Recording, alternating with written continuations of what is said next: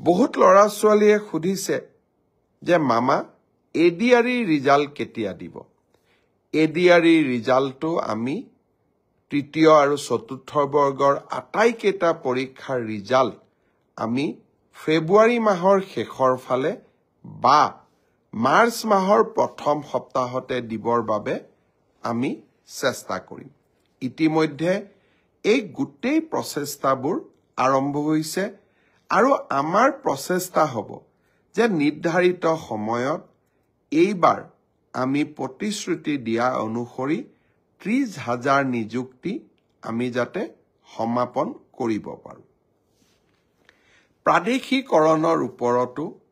আমাৰ সমাজত বহুত চিন্তা চৰ্চা হৈ থাকে অলপতে গুৱাহাটী উচ্চ ন্যায়ালয়ে